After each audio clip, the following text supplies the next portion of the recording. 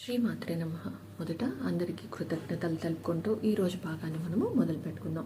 గత భాగంలో మనము చెప్పుకున్నాం కదా, అంతరాత్మ శక్తిని చేరుకోవడానికి కానీ, ఉత్తేజపరచడానికి కానీ, లేకపోతే మనం ఆ శక్తిని పొందడానికి కానీ కావలసినటువంటి శక్తిని సమకూర్చుకోవాలి అనేసి అంటే మనకి ఈ ముద్ర అనేది ఉపయోగపడుతుంది అని చెప్పుకున్నాం. అంతేకాకుండా నాభి దగ్గర ఉండేటువంటి చక్రాన్ని కానీ, లేకపోతే ద్వారాన్ని కానీ ఓపెన్ చేసుకోవడానికి మన అరచేతిని నాభి దగ్గర ఉంచి సాధన చేయడం ద్వారా ఉత్తేజం చేసుకోవచ్చు అన్న విషయాన్ని మనము చెప్పుకుందాం. సో ఈ అంతరాత్మ వరకు వెళ్ళాలి అనేసి అంటే మనకు ఖచ్చితంగా ఈ మూడింటి యొక్క సాధనల్లో నిష్ణాతులు అవ్వడం కానీ, ఉత్తీర్ణులు అవ్వడం కానీ ఖచ్చితంగా అవసరం అన్నమాట. సో ఇక్కడ మనకి ఉత్తీర్ణత కానీ, నిష్ణాతులు అవ్వడం కానీ అవసరం అని ఎందుకు చెప్తున్నాను అనేసి అంటే, మనము 3 ద్వారాల గుండా ఒకేసారి ఆ శక్తిని ప్రేరేపిస్తూ పంపిస్తూ అక్కడ ఉన్నటువంటి అంటే మణిపూరక చక్రం దగ్గర ఉండేటువంటి శక్తితో ఆ ద్వారం గుండా మనము మణిద్వీపం వరకు వెళ్ళాలి అనేసి అంటే అంత శక్తి అనేది మనకు అవసరం అవుతుందన్నమాట. సో మనము మణిద్వీపంలో అని చెప్పడానికి కారణం ఏమేంటంటే, మనకు అంతరాత్మ ఉండేటువంటి స్థలము ఆల్రెడీ మణిపూరక చక్రం వెనుక భాగంలో ఉండేటువంటి మణిద్వీపం అని మనము చెప్పుకున్నాం అనమాట. సో అక్కడనే మనకు మణిద్వీపంలో ఉండేటువంటి అంతర్భాగంలోనే మనకు అంతరాత్మ స్థితమై ఉంటుంది అని ఆల్రెడీ మనము కుండలిని శక్తి గురించి చెప్పుకున్నాం అనమాట. సో ఈ విధంగా అంతటి శక్తిని మనము ఈ 3 ద్వారాల గుండా ఖచ్చితంగా పంపవలసినటువంటి అవసరం ఉంటుంది. ఎందుకు అనేసి అంటే, ప్రతి ఒక్కరికి కూడాను కుండలిని శక్తి అనేది వారి యొక్క మూలాధారంలో స్థితమై ఉంటుంది. శక్తిని అంతటినీ కూడాను అంటే ఈ బ్రహ్మాండం అంతా కానీ, అంతరాత్మలో కానీ, ఆత్మలో కానీ ఎక్కడైనా కూడాను ఉండేటువంటి శక్తిని అంతా కూడాను తాను మొదటగా గ్రహించేదంతా కూడాను బ్రహ్మరంధ్రం గుండా అనమాట. సో ఆ బ్రహ్మరంధ్రం అనేది ఓపెన్ చేసుకోవడానికి కానీ, కారణం కానీ, లేకపోతే అక్కడ శక్తిని కానీ మనం తీసుకోవడానికి మన మనుగడ కోసము, శక్తిని ఉన్నతీకరించుకోవడం కోసమని ఫస్ట్ బ్రహ్మరంధ్రాన్ని వాడుకుంటాం అనమాట. శక్తి అంతా ఆల్రెడీ నిక్షిప్తమయ్యి మనం చేసుకునేది మణిపూరకంలో కంటే ముందే కూడా కుండలిని శక్తిలో నిక్షిప్తమై ఉంటుందన్నమాట. అందుకనే మూలాధారంలో ఉండేటువంటి కుండలిని జాగృతం చేయడం, ఉత్తేజం చేసుకోవడం అవసరం అవుతుంది. రెండవది మనం చెప్పుకుండే సృష్టి స్థితి లయ అని చెప్పుకుంటాం కదా, 3 శక్తులు ఇవేనమాట. సో ఆ శక్తి అంతా మనకి స్థితమై ఉండేది నాభి దగ్గర ఉండేటువంటి మణిపూరక చక్రంలో ఉండే అంతర్భాగంలో అన్నమాట. సో ఆ అంతర్భాగం వరకు వెళ్ళాలి అనేసి అంటే మణిపూరక చక్రానికి డైరెక్ట్గా మనము నాభి నుంచి కూడాను అంటే స్థితమై ఉండేటువంటి ఎనర్జీ దగ్గరికి వెళ్ళాలి అనేసి అంటే నాభి ఉత్తేజం అవసరం అవుతుంది. సో మన శక్తి అంతా కూడాను ఎవరెవరి యొక్క జననాంగాల దగ్గర ఉంటుంది కాబట్టి కుండలిని అనేది మూలాధారంలో ఉండడానికి కారణమయ్యింది. ఆ శక్తి అంతా నిక్షిప్తమైనది నాభి దగ్గర. మనకి అంటే జన్మ తీసుకున్న తర్వాత మనం గమనించగలిగేది, గుర్తించగలిగేది ఎవరెవరి జననాంగాల దగ్గర. తర్వాత శక్తి అంతా కూడాను బయట ఉండేటువంటి శక్తి, లోపల ఉన్న శక్తి వారి వారి యొక్క అంగాలలో ఉంటే బయట ఉండేటువంటి ఆ శక్తి నిమిత్తం మనం గ్రహించేది బ్రహ్మరంధ్రం గుండా అనమాట. అందుకనే ఈ 3 శక్తుల ద్వారా మనకి ఒకేసారిగా శక్తిని తీసుకోవడం అనేది అవసరం అవుతుంది. అది ఎలా తీసుకుంటాము అనేసి అంటే, మనం ఆల్రెడీ ఒక భాగంలో మనం చెప్పుకున్నాం. చక్రాలలో ఉండేటువంటి శక్తి అంతా కూడాను మనకి ఫ్రంట్, బ్యాక్, ముందర, వెనుక అనేది 4 పక్కల మనము యాక్టివేషన్ చేసుకోవడం అనేది అవసరమని చెప్పుకున్నాం. సో ఎప్పుడైతే మనము బ్రహ్మరంధ్రం నుంచి తీసుకుంటామో అది మూలాధారం వరకు చేరుకుంటుంది. మూలాధారం నుంచి మనకి 22 చక్రాలు కంప్లీట్ చేసుకొని మళ్ళీ మూలాధారంలో ఉండేటువంటి కుండలిని వరకు రావచ్చు, లేదు అంటే మనకి మణిపూరకం వరకు రావచ్చు అనమాట. సో ఇది ఒక పద్ధతి. రెండవది, మూలాధారం నుంచి శక్తి తీసుకుని అంటే కాస్మిక్ ఎనర్జీని మూలాధారం నుంచినే మనము డైరెక్ట్గా తీసుకొని, సో మూలాధారం నుంచి డైరెక్ట్గా తీసుకొని 22 చక్రాలు కంప్లీట్ చేసుకొని తిరిగి మనకి మణిపూరకం వరకు రావడం రెండవ పద్ధతి. ఇంకా మూడవ పద్ధతి, మధ్య భాగంలో ఉండేటువంటి ఆ నాభిని మనం ఉత్తేజం చేసుకొని కాస్మిక్ ఎనర్జీని తీసుకొని డైరెక్ట్గా నాభికి చేరడం. దీనిలో మనము మూలాధారంకి వచ్చి మూలాధారం నుంచి 22 వరకు వెళ్ళి 22 నుంచి మళ్ళీ మనము మూడవ పద్ధతిలో ఇక్కడి వరకు రావడం అనేది చెప్పుకునేసాం. సో ఇప్పుడు ఏం చేస్తామంటే ఒకేసారి డైరెక్ట్గా ఇక్కడి నుంచి అంటే బ్రహ్మరంధ్రం నుంచి కింద వరకు మూలాధారం నుంచి తీసుకొని ఇక్కడి నుంచి రెండవ శక్తి, ఈ రెండు శక్తుల కలయికతో ఇక్కడి వరకు చేరుకుంటాం. ఈ లోపల మనకు డైరెక్ట్గా నాభి నుంచి మూడవది మనకు వస్తుందన్నమాట. సో ఈ మూడు శక్తుల కలయికతో అంటే అంత ఫోర్స్గా రావడం వల్ల ఇక్కడ ఉండేటువంటి చక్రం అనేది, ఆ చక్రంలో ఉండేటువంటి అంతరాత్మ అనేది అక్కడ ద్వారం అనేది ఓపెన్ అవుతుందన్నమాట. అందుకని కుండలిని సాధనల్లో మనకి ఎక్కువ శక్తి ఉత్పత్తి చేసుకోవాలి కాబట్టి, అవసరం అవుతుంది కాబట్టినే ఓవర్ హీట్ అవ్వడానికి, ఎక్కువ వేడిని కలిగి ఉండడానికి కారణం అన్నమాట.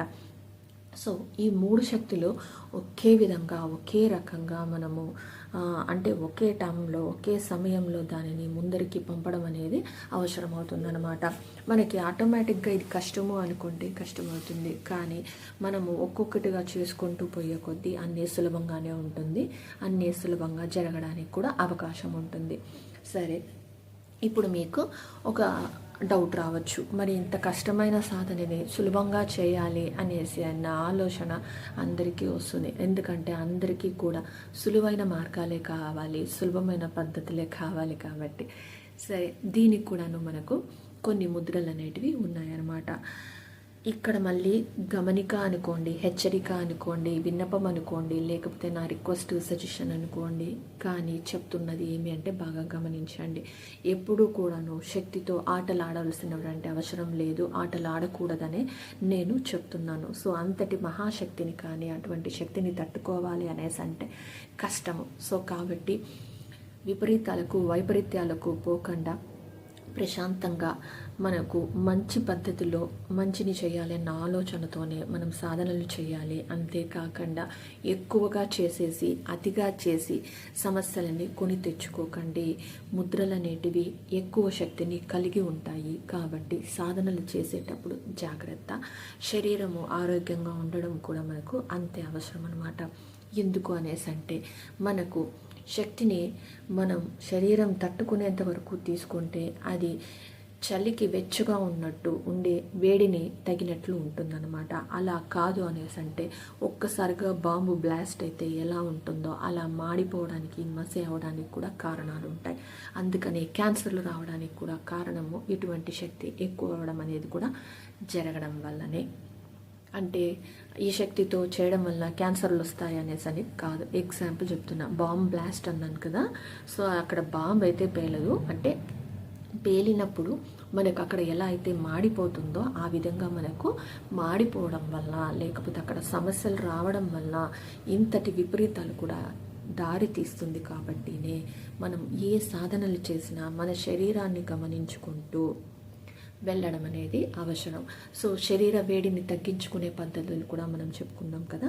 అలా నీటిలో సాధనలు చేయడం వల్ల మనకి చాలా వరకు ఉష్ణాన్ని తట్టుకునే శక్తిని కానీ, లేకపోతే ఉష్ణమైన ఎక్కువైనప్పుడు ఆ జలము తగ్గించడం కానీ, అంటే ఆ జలం ఆ నీళ్ళే మనకి ఆ ఉష్ణాన్ని తగ్గించడానికి కావలసినటువంటి సమయాన్ని, అవసరాన్ని మనకు ఇస్తాయన్నమాట. కాబట్టి సాధనలు చేసేటప్పుడు జాగ్రత్త.